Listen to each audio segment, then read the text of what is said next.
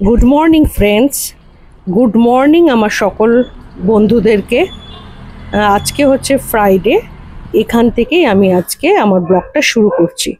আচ্ছা বন্ধুরা, এটা বলতে পারবেন এটা কি রেসিপিটা তৈরি করা হয়েছে? আপনারা যদি কেউ জেনে থাকেন এই রেসিপিটাকে কি বলা হয়, অবশ্যই কমেন্ট করে জানাবেন, ঠিক আছে? আর এখানে দেখতেই পাচ্ছেন একটা গামলার মধ্যে শাপলা বা অনেকে শালুক বলে থাকেন, কেউ কেউ শালুক বলে, আবার কেউ কেউ শাপলা বলে। এই শাপলা বা শালুক যাই বলুন না কেন, এটা অত্যন্ত একটা সাধারণ সবজি। এই সবজিটা দিয়ে যে এত সুন্দর একটা ক্রিস্পি এবং একটা অনবদ্য রেসিপি তৈরি করা যায়, মানে সেটা আপনারা বাড়িতে ট্রাই করবেন, খেয়ে বলবেন যে সত্যি সত্যি আমি কেন এটা বলেছি। এটা অত্যন্ত একটা সাধারণ সবজি দিয়ে একটা এত সুন্দর রেসিপি তৈরি করা হয়। এটাকে বলে শাপলার ভেলা ভাজা। দেখুন এখানে ভেলা কেন বলা হয়, এই ভেলার মতো তৈরি করা হয়েছে। এই শাপলার যে স্টেমগুলো আছে, শাপলার স্টেমগুলো খুবই নরম হয়, কাণ্ডটা।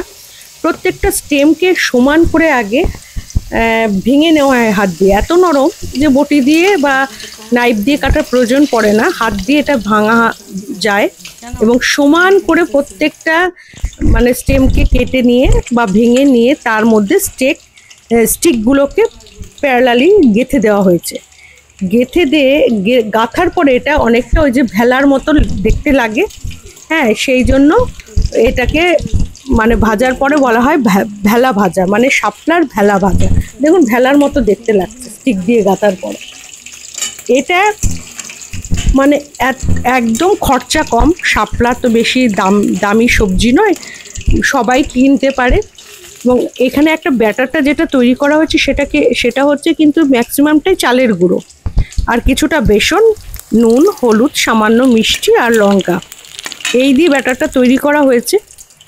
এবার সেই ব্যাটারটা ওই ভেলা যেগুলো রেডি করা হয়েছে, স্টিক দিয়ে গাঁথা হয়েছে, সেগুলোকে ওই ব্যাটারের মধ্যে মানে এপিট ওপিট করে তারপরে গরম গরম তেলে দেখুন ভেজে নেওয়া হচ্ছে। দেখতেই পাচ্ছেন। আপনারা বন্ধুরা অবশ্যই একটু বাড়িতে ট্রাই করবেন, করে আমাকে জানাবেন যে আজকে যে আমি রেসিপিটা আপনাদের সাথে শেয়ার করলাম এটা একটা মানে দারুণ রেসিপি। আর এদিকে দেখুন কি মাছ, এগুলোও আপনারা কমেন্ট করে জানাবেন এগুলোকে কি মাছ বলে। আর যে বাড়িতে আমার শ্বশুর বাড়িতে কাঠের উনুন আছে, সেখানে কাঠের উনুনে রান্না হচ্ছে কি জানেন তো, খাসির মাংস। ঠিক আছে, আপনাদের আমি মাটির উনুনটা দেখাচ্ছি। আমি বললাম যে না, মাটির উনুনে মাংস রান্না হবে, খাসির মাংসটা। দেখুন, এই দেখুন মাটির উনুনের জাল, আর এই দেখুন এখানে মাটনটা কষানো হচ্ছে। বন্ধুরা জানেন তো, মাটির উনুনে খাসির মাংসের টেস্ট কিন্তু মানে একদম অন্য রকম হয়।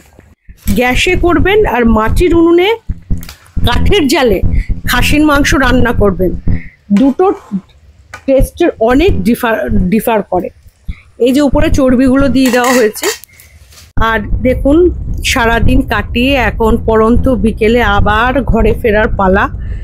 দেখুন এটা বিকেলবেলার ছবি, প্রকৃতি দেখুন চারিদিক সবুজ আর সবুজ, গ্রামের একটা সুন্দর গ্রামের একটা দৃশ্য। বাড়িতে যখন ফিরছিলাম তখন আমি এই ভিডিওটা করেছিলাম। দেখতে দেখতে বাড়ি চলেও আসলাম। আজকে এই পর্যন্ত বন্ধুরা। ভিডিওটা ভালো লাগলে লাইক কমেন্ট করে দেবেন। টাটা।